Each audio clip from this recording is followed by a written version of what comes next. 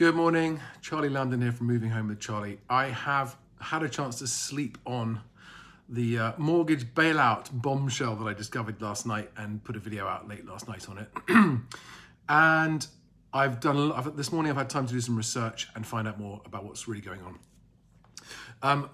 My initial reaction last night, it was very late and I was very tired and I may have had a couple of Guinnesses, was that this was going to soften the fall of house prices. And I think I said, I no longer think they're going to fall 35%. I think they're going to maybe fall 15 to 20%. But actually, having had a chance to reflect in the cold light of day with a slight hangover, and having done the numbers and having run it past my quant guy, my analyst, my statistician friend, it looks like actually the numbers are too small to make a big impact on housing prices themselves. So let me give you the update of what I've learned this morning. And forgive me, because I'm not a mortgage specialist or a tax or a government specialist. I'm an estate agency processes specialist, a moving specialist, if you like. But this is relevant, and I think everyone would like to understand this. So I said yesterday that the government had snuck in a mortgage bailout into the budget. Now, what they in fact did is that they have put in modifications to an existing mortgage interest support scheme that already existed. And I'll put links to all of this under the video so you can go and check it out for yourself. So there was something called the Support for Mortgage Interest Scheme. And it's been in existence for a while. And according to the government's own figures, as of May 2022, 23,764 people are currently recipients of the government's Support for Mortgage Interest loan. Now, what is it? It is a loan from the government for people on universal credit to cover the interest payments only, to cover the interest on their mortgages, not the repayment. And up until the budget announced yesterday, you had to have been on universal credit for at least 9 months. That's the first thing they've changed. It's now been reduced from 9 months to 3 months, not now, as of, I think it'll be as of April 2023. So as of April 2023, the support for mortgage interest will not require you to have been on universal credit for 9 months, but only for 3. And the second change they made was that there was a zero earnings rule. So if you were earning any money at all whilst on universal credit, you did not qualify. As of spring 2023, that changes. They're abolishing the zero earnings rule. So even if you are in work and on universal credit, you will still qualify for this, subject to all the other eligibility criteria, which you can see on the webpage that I've linked to below. Now, the interesting things I've discovered here, and I'm only looking at this through the eyes of how does this affect the housing market, and is it going to make any difference to house prices? So this money, the loan from the government, is paid, number one, it's paid direct to your lender. Okay, it doesn't go through your bank. It's the government paying your mortgage lender the interest on your mortgage. That's point number one. Point number two, there are no repayments to make while you are the recipient or the beneficiary of this loan. You only have to make a repayment if you sell your house and don't move into and don't buy another one. If you sell your home while you've got an outstanding government SMI loan on it and buy another home, they transfer the loan from your old home to your new home.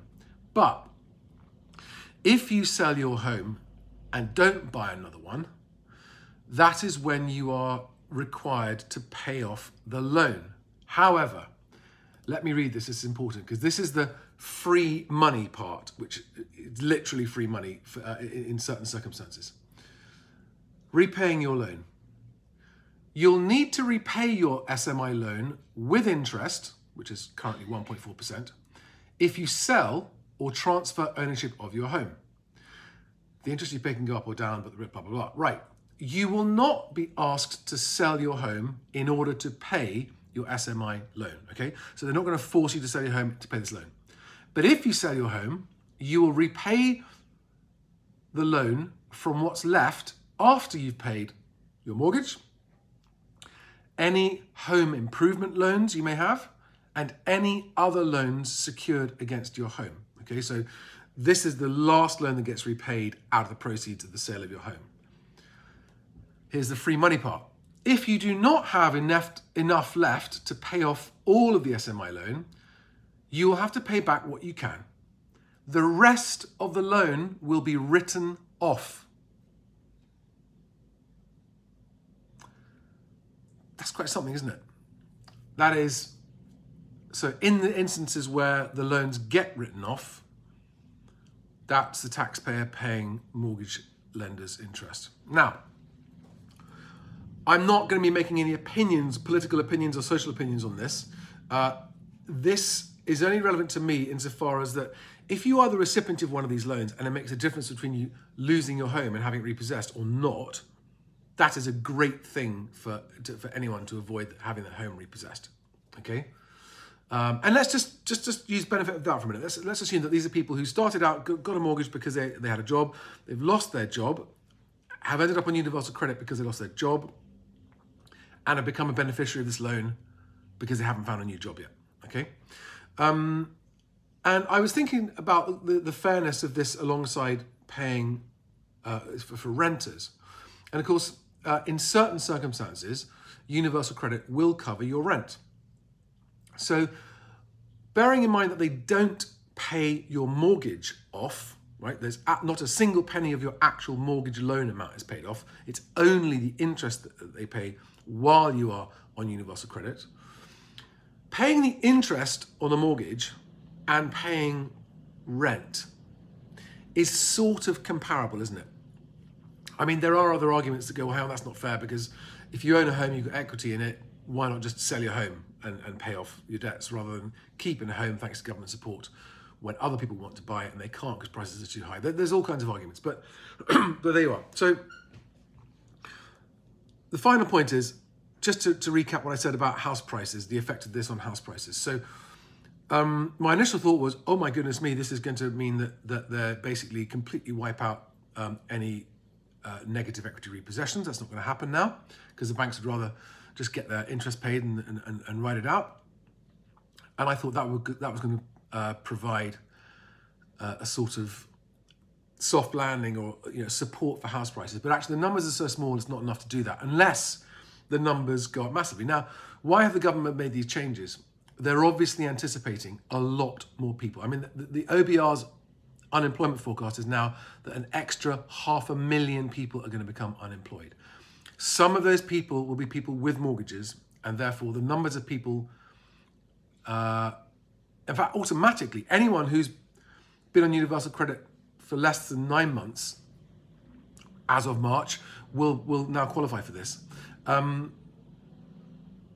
So my position on house prices, which is good news for lots of people and bad news for some people, is that they are still going to fall the full 30-35% that I've been saying, because this is not going to make a difference. And I'm going to soon do a video explaining exactly what in my numbers, my 35% falls. The falls began in spring 2022. It's not being reported yet because of the time lag on reporting, but in my view, we've already lost about 5, 10, 12% from the highs. And we're in November 2022 now. Anyway, hope that's helpful. Follow me on Twitter, moving_Charlie, which is where I interact the most.